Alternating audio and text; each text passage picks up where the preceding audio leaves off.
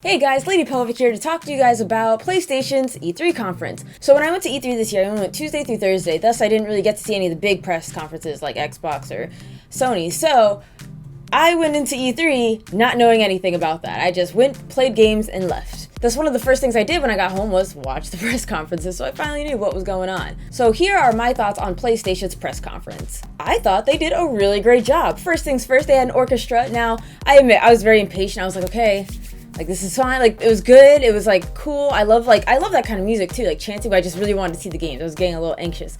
But I sat there, I waited, I listened, and then the game started playing. All you hear is this, child at first, and then you hear this manly voice. And I was like, what is this? And then, sure enough, Kratos steps from the darkness. And I was like, whoa, how are they going to I played God of War 1, 2, and 3. I haven't played Ascension yet. It's on my to-do list. I'll play it. I will before this game comes out. But I was like, whoa, how is he still a thing? I was a little upset because I thought God of War 3 ended perfectly. Like, I was like, awesome, I'm happy with this. So then brought in 4, I was like, okay, they're going like the Nordic kind of route. And I was like, all right, Vikings and stuff. But I read into it more. It's supposed to be like the pre-Viking, like where Vikings came from. This is when the gods walked the earth, Loki and Odin and all them. So I was like, all right, this should be interesting. I love the gameplay. First of all, it looked gorgeous. It looks so good. I thought God of War couldn't look any better on the PlayStation 3 because I was mind blown. But I was wrong. It looks excellent. And what I really like about this God of War is the fact that it shows Kratos as like a father figure. I don't know who the mom is, but that was interesting. I was like, huh. And I like that it showed some sort of compassion. Like, as compassionate as a character like Kratos could be. Like, when he missed the deer, he disciplined him, but like, he didn't seem angry. Even there was a point in time where Kratos was about to yell at him, then he took a deep breath, and then he spoke to his son. Even when he had to stab the deer, essentially, like, kill it, or the elk, I don't know what it was, but some sort of woodland creature. Kratos put his hand over his son's and helped him through it. And I thought that was such an interesting dynamic for Kratos, the angry Spartan who's just pissed off at everybody. So I'm really excited to see that. I'm all for like the epic fighting, fighting that essentially like winter giant thing, like cool, that was awesome, but like I am really interested in seeing Kratos as a father figure. So after they showed Kratos, the gentleman comes out, and I just have to briefly touch up on this, but I was really happy that they brought some attention to the victims in Orlando, aka my hometown, the Pulse shooting. I don't know, I thought that was very big of them to do. A lot of people did that, in fact, which was very honorable, very respectful, and it just, I don't know, it made me feel happy. And even though it was kind of an awkward transition, from this tragedy to the next game, I still thought it was very sweet of them. So after the kind of awkward transition was to Days Gone. And Days Gone, I literally have no interest in. When the guy was narrating it, saying, I don't know what happened, blah, blah, blah, like our town used to be homely and now it's a desolate land, whatever. Like, I called before they even showed the, like, way later in the press conference that it was a zombie game. I called it was a zombie game. I was like, oh, it's another zombie game, and they're just trying to figure out what happened, and like, I don't know, like, zombies are overrated to me, so I don't give two shits. The Last Guardian has a release date, October 25th of this motherfucking year, guys. And holy shit, when I saw the fucking trailer for it, what they showed, there's 2 of them! There's 2 of them! I didn't know that! I did not know that. I was shocked to see that there are 2 of these motherfucking creatures. So I'm really excited. Thank God for a release date. Finally, so many people, including myself, have been waiting for this game, so hype train, hype train, hype train! Then we have Horizon Zero Dawn, which again looks great. I'm excited for it. What they showed at E3 is actually the same kind of demo they showed when I went in. So when I saw it, I was kind of like, oh, okay, same thing. Awkward voice acting, but still really cool gameplay. Like, I'm really interested to see it. I think it's going to be a great game. Next, they showed a new title called Detroit Become Human, which is pretty much Life is Strange, except you're an agent android, and apparently it seems you have to decide, you want to side with the androids or the humans, or somehow unite both of them. Because it showed really cool, interesting footage of like you trying to save a girl from an android. The android seems kind of like defective. He's like, I'm gonna kill this girl, back up, and you're Agent Connor and you have a bunch of choices.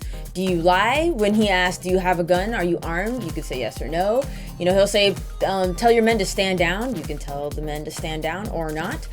You could save the girl by sacrificing yourself. Sometimes you actually completely save the girl. Sometimes the guy just dies. There's so many different options. So I was like, oh shit, this is, I'm not ready for a game like this. I'm still playing Life is Strange. I'm almost done. I can't.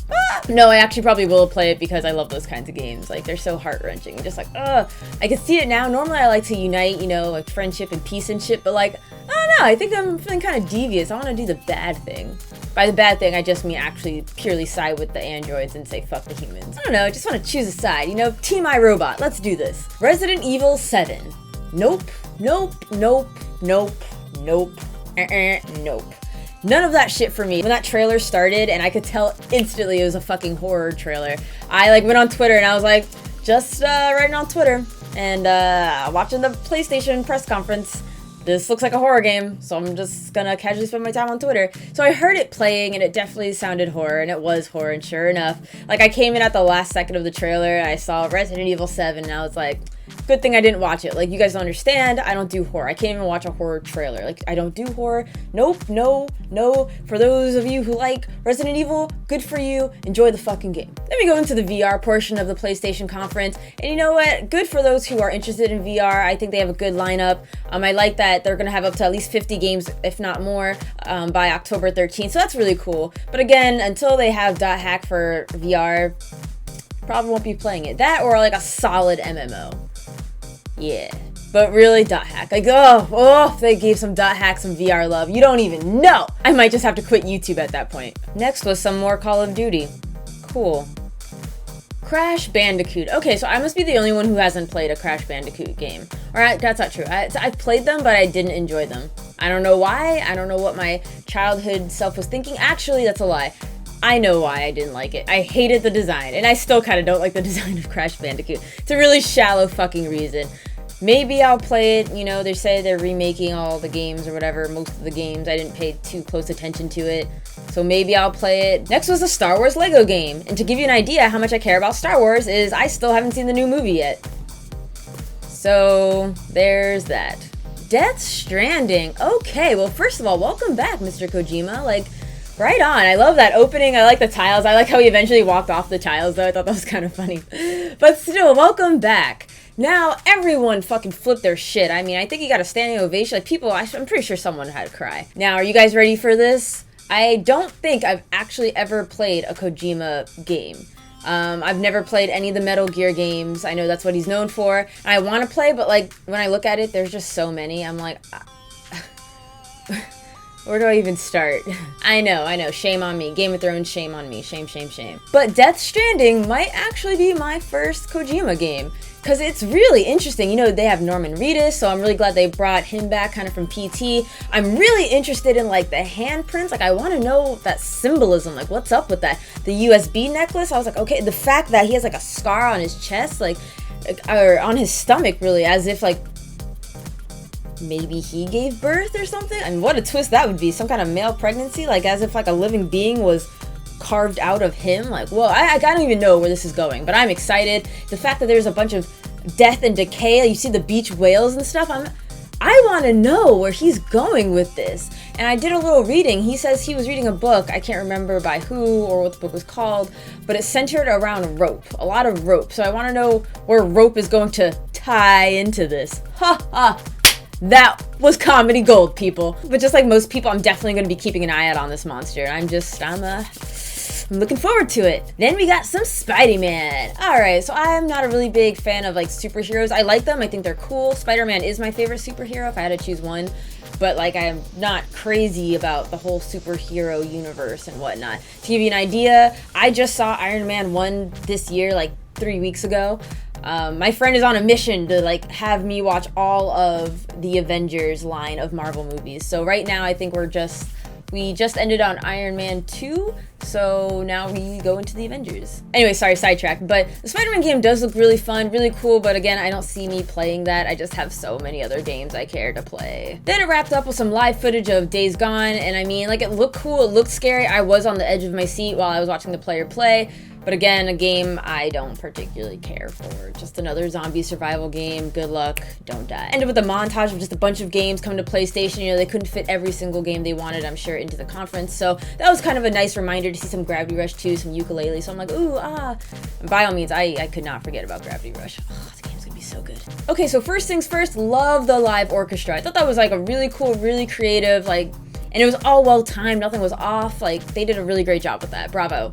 Secondly, excellent execution and pacing. They cut out a lot of like the chitty chat business talk, and it was really about the games, and I really, really appreciated that. Because no one wants to hear, you know, all the fluff. Like, we get it, you appreciate us. Like, it's good to say thank you. I'm not saying don't say thank you. You know, it's good to give credit where credit is due, but it wasn't like all this fluff that a lot of other press conferences generally have. Even the mention of the tragedy of Orlando, that was kept brief, concise, to the point, you know, and definitely appreciated and noted. I give the PlayStation conference a solid S rank. They did a great job with the opening, introducing God of War, solid lineup of games, kept the fluff to a minimum, busted out Kojima and his new title, a bunch of new titles for that matter, gave us a release date for The Last Guardian. Good job, PlayStation. You guys definitely rocked it, owned it. You guys took home the gold. I'm really happy for you guys. I'm so happy to call PlayStation my baby. Thank you guys so much for watching my thoughts on the PlayStation conference. If you like this video, be sure to click the top box for more convention vlogs. Click the bottom box for my Let's Play channel. Life is Strange is coming to an end, guys, slowly but surely. I finally got caught up from E3, so here we go.